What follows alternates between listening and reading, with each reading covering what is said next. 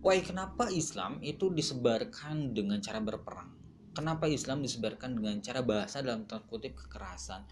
Jawaban para ulama mengatakan bahwa kenapa dengan demikian? Karena musuh yang memulai duluan. Perhatikan kata-katanya, karena musuh yang memulai duluan dengan berperang, maka Rasulullah SAW melakukan itu. Rasulullah SAW meladeni peperangan itu. Dan konteksnya pada saat ini, kita dimusuhi dengan framing, kita dimusuhi dengan propaganda, kita dimusuhi dengan hoax. Artinya kita lawan dengan sesuatu yang sama, yaitu bentuk informasi juga. Ini yang saya ingin katakan. Kalau misalkan banyak umat Islam yang menyerang Islam dengan propaganda, maka sebarkan kebaikan, sebarkan fakta, sebarkan faktual yang sebenarnya. Karena propaganda itu bisa dikalahkan dengan fakta.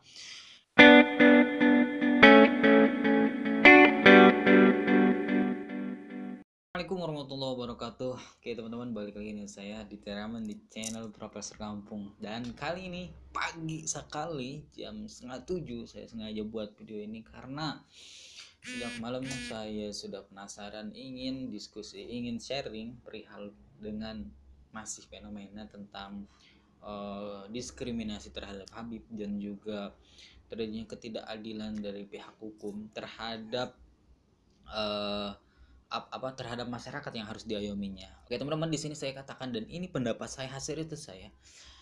Pertama saya kutip perkataan dari Ustadz Felix, yaitu musibah itu adalah untuk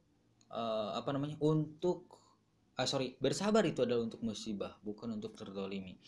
Oke, ini saya kutip dalilnya dari surat Al-Baqarah ayat 155, wala nabluwannakum bisai'im minal khaufi wal ju'i wa naqsin minal amwali wal anfusi was samarat wa basyiris sabirin alladzina idza asabathum musibah qalu inna lillahi wa inna ilaihi raji'un. Jadi musibah itu yaitu orang-orang yang ditimpa oleh bersabar itu adalah orang-orang yang ditimpa dengan musibah.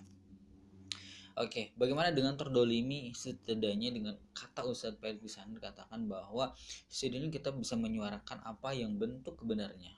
Setidaknya kita bisa menyuarakan dan berposisi sangat jelas di mana kita dan kita berada di kebenaran. Dengan itu bentuk dari perlawanan dengan sesuatu yang positif gitu bahasanya. Ini sangat luar biasa dan sengaja saya kutip di sini.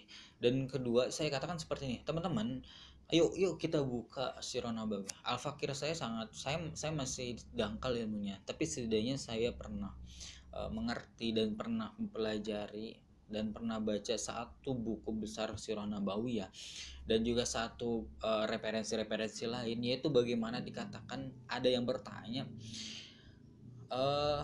why kenapa Islam itu disebarkan dengan cara berperang? Kenapa Islam disebarkan dengan cara bahasa dalam tanda kutip kekerasan? Jawaban para ulama mengatakan bahwa kenapa dengan demikian? Karena musuh yang memulai duluan. Perhatikan kata-katanya, karena musuh yang memulai duluan dengan berperang, maka Rasulullah SAW melakukan itu. Rasulullah SAW meladeni peperangan itu.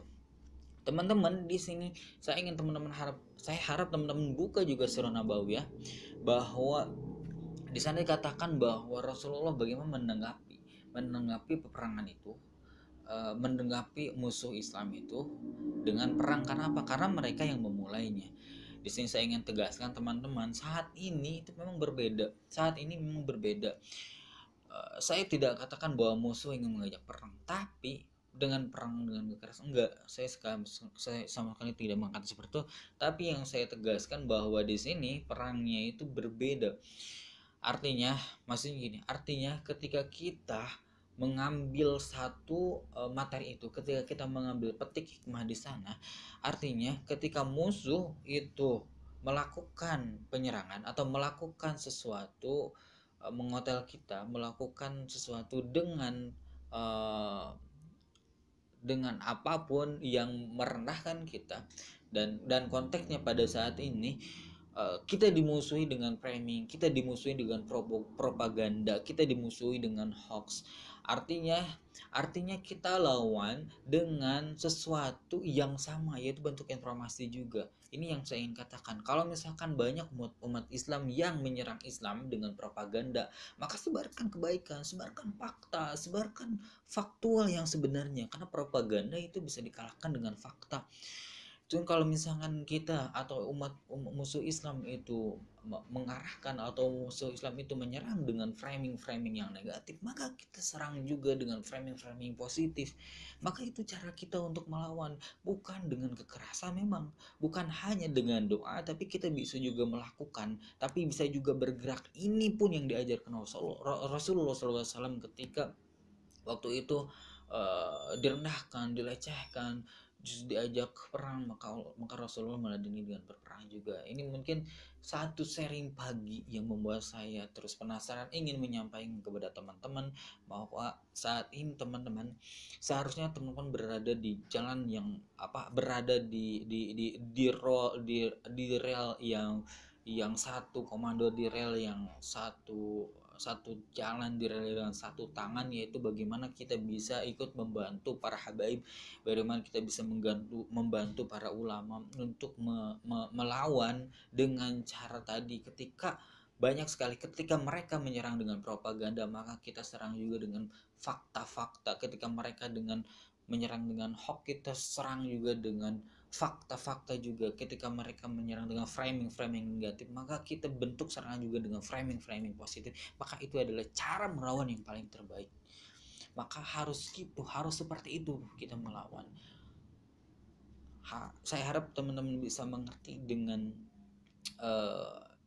sharingnya yang sangat singkat ini. Dan terakhir saya ingin katakan, teman-teman sudah apa yang teman-teman lakukan, atau sudah sampai mana teman-teman jaga ulama, sudah sampai mana teman-teman menjaga warisan yang Rasulullah SAW berikan, warisan yang Rasulullah SAW titahkan, bahwa ulama itu adalah pewaris Nabi, bahwa ulama itu adalah kaki panjang dari ilmu yang Rasulullah SAW berikan, terutama apalagi Habib itu adalah keturunan Nabi, itu satu darah dengan Nabi, satu darah dengan Rasulullah SAW. Pertanyaan terakhir, sudah pembelaan apa yang sudah teman-teman lakukan? Saya katakan sekali lagi, mereka orang-orang yang memusuhi itu adalah dengan menggunakan framing negatif, dengan menyerang itu dengan menggunakan framing negatif, menyerang itu dengan menggunakan propaganda, sehingga mereka menanam itu, sehingga ketika semuanya terakumulasi, opini terbentuk, maka mereka gabungkan dengan hukum yang ada di undang-undang. Memang sih alasan logiknya sangat jauh dan tidak jelas, tapi itulah yang digunakan. Karena apa tadi? Agar sesuai dengan prosedur. Mereka mengajar sesuai prosedur. Jadi seperti itu ya, rangkaian singkat mungkin ya, strategi yang mungkin digunakan. Oke teman-teman, mungkin seperti itu aja sharing pagi ini yang ingin saya sampaikan dan ingin saya sharingkan. Saya harap teman-teman bisa mengerti dengan apa yang terjadi pada saat ini, dengan posisi saat ini, dan jelas ini kita tidak bisa diam. Setidaknya kita bisa melawan dengan tadi apa yang saya jelaskan. Bagaimana mereka melawan, maka kita itu dengan melawan seperti itu. Mereka melawan dengan propaganda, mereka melawan dengan hoax, mereka melawan dengan framing negatif. Maka kita lawan juga seperti itu, gunakan media sosial untuk melakukan atau menyebarkan segala sesuatu yang kebaikan. Jangan hanya diam, jangan hanya berpangku tangan, jangan hanya menonton, jangan hanya bertepuk tangan. Itu tidak akan menyelesaikan masalah dan salah, dan mungkin itu hanya satu bentuk dalam tanda kutip belum mencerminkan bagaimana kecintaan kita terhadap ulama, terhadap Habib. Seperti itu mungkin teman-teman. Oke, saya lupa, jangan lupa teman-teman, agar kita lebih interaktif, jangan lupa like, subscribe, komen, dan hurufkan dan menyalakan loncengnya. Dan maaf apabila ada banyak kesalahan dari kata saya. Semoga ini bisa termotivasi, kata-kata ini bisa termotivasi, dan semoga menjadi kebaikan bagi semuanya, terutama bagi saya. Saya tutup dengan salam. Assalamualaikum warahmatullahi wabarakatuh.